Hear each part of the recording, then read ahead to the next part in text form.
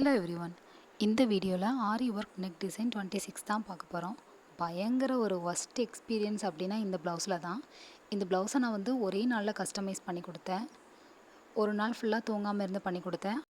அந்த ஒர்க்கு என்கிட்ட கொடுக்குறது முன்னாடி நீங்கள் எப்படி போட்டால் கூட பரவாயில்ல, அப்படின்னாலும் எனக்கு எதுனாலும் ஓகே தான் அப்படி இப்படின்னு பேசி கொடுத்துட்டு ஃபைனலாக நான் ஒரு அமௌண்ட் பேசியிருந்தேன். அதை நான் பார்க்கலன்னு சொல்லிட்டாங்க. ஸோ நான் அதுக்கப்புறம் அமௌண்ட் குறைச்சி சரி இந்த ஒர்க்கில் கொடுங்கன்னு சொன்னேன். அதுக்கப்புறமும் அவங்க இவ்வளோ தான் தர முடியும்னு சொல்லி பேசினாங்க. நம்ம தான் ஒர்க்கு முடிச்சிட்டோமே, அதுக்கப்புறம் என்ன பேச முடியும்? அவங்களும் ஒர்க்கை வாங்கிட்டாங்க. அதனால் அந்த மாதிரி பேசி ஃபிக்ஸ் பண்ணிட்டாங்க. அதில் என்ன நான் மிஸ்டேக் பண்ணிட்டேன் அப்படின்னா, நெட்டுக்கு எப்போவுமே அட்டாச் பண்ணதுக்கப்புறம் கம் பேஸ்ட் பண்ணணும். பட் நான் இந்த வாட்டி மறந்துட்டேன். ஏன்னா நான் ஒன் டேலே பண்ணி கொடுக்கணும் தூங்காமல் பண்ணுறதுனால நான் கொஞ்சம் அதை மறந்துட்டேன். ஆனால் அவங்கக்கிட்ட கொடுக்கும்போது கூட சொன்னேன், ஒன் டேல பண்ணி கொடுத்துருக்கேன், எனக்கு சின்ன சின்ன ஏதாவது கரெக்ஷன்ஸ் இருந்தால் கூட அட்ஜஸ்ட் பண்ணிக்கோங்கன்னு சொல்லி தான் கொடுத்தேன். அந்த ஒரு சின்ன மிஸ்டேக்குக்கு நான் 500 குறைப்பேன் அப்படின்னு சொல்லிட்டாங்க. ஓவரால் எனக்கு கொடுத்த அமௌண்ட்டில் எனக்கு சாட்டிஸ்ஃபேக்ஷனும் இல்லை. அதுக்கப்புறம் தான் எனக்கு தெரிஞ்சு இவங்க சரியான வன்மத்தில் இருந்திருக்காங்கன்ட்டுன்னு.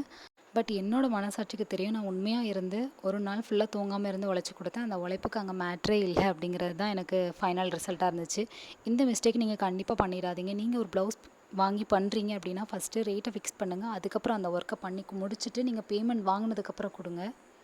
என்றைக்குமே உங்கள் ஒர்க்குக்கு நீங்கள் தான் அமௌண்ட் ஃபிக்ஸ் பண்ணணும், இன்னொருத்தவங்க ஃபிக்ஸ் பண்ணக்கூடாது. ஏன்னா நீங்கள் தான் எவ்வளோக்குள்ளே அதில் ஒர்க் பண்ணுறீங்கன்னு உங்களுக்கு தெரியும். அவங்க அமௌண்ட் லோவாக கேட்குறாங்க அப்படின்னா நீங்கள் எக்ஸ்பிளைன் பண்ணுங்கள் என்ன இருக்குதுன்னு சொல்லிட்டு.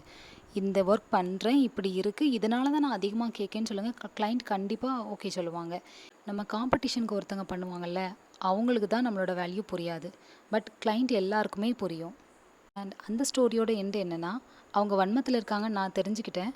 ஸோ அவங்க நடித்தாங்க என்கிட்ட, நம்ம நடிக்கணும்னு அவசியம் இல்லைல்ல. ஸோ நான் டைரெக்டாகவே நீங்கள் எனக்கு எதுவுமே தர வேண்டாம், நீங்கள் என்னை என்கரேஜும் பண்ண வேண்டாம் அப்படிங்கிற வேர்டையும் நான் மென்ஷன் பண்ணி முடிச்சிட்டேன். நான் 6 வருஷமாக ஒர்க் பண்ணிகிட்ருக்கேன் இந்த ஆரி ஒர்க். பட் யாருமே இந்த மாதிரி கேவலமாக பிஹேவ் பண்ணதே கிடையாது. ஃபஸ்ட் டைம் இந்த மாதிரி ஒரு பர்சனை மீட் பண்ணுறேன். அதுவும் அவங்களும் ஆரி ஒர்க் பண்ணுவாங்க. எப்போவுமே ஒருத்தவங்க கூட பேசிட்டு அவங்கள்ட்ட நடிச்சுட்டு இந்த மாதிரிலாம் இருக்காதீங்க. உங்களுக்கு பிடிக்கலையா விலகிருங்க. அவங்க அவங்களுடைய வழியை பார்த்துட்டு போயிட்டே இருப்பாங்க. அவங்க உங்களையே பேஸ் பண்ணி இருக்காங்கலாம் இல்லை. இவங்கக்கிட்ட ஒரு மாதிரி பேசுகிறது, அதுக்கப்புறம் நம்மளை பற்றி இன்னொருத்தவங்கிட்ட இன்னொரு மாதிரி பேசுகிறது, இந்த மாதிரி பேசுகிறாங்கல்ல, அவங்க கூடலாம் தயவு செஞ்சு டச்சப்பில் இருந்துடாதீங்க. உங்களை நீங்களே அழிக்கிறதுக்கு சமம் அது. நான் எப்போவுமே ஸ்ட்ரெயிட் ஃபார்வர்ட் தாங்க. நான் ஓப்பனாக சொல்லிவிட்டு வெளியே வந்துட்டேன். எப்போவுமே நம்மளோட ஹாப்பினஸ் தான் ரொம்பவே முக்கியம். அதை மைண்டில் வச்சுக்கோங்க. எப்படி அவளை நீ என்கரேஜ் பண்ணலான்னு கேட்டிருக்காங்க. 15 ஹார்ஸில் பண்ணி கொடுத்த ஒர்க்கு.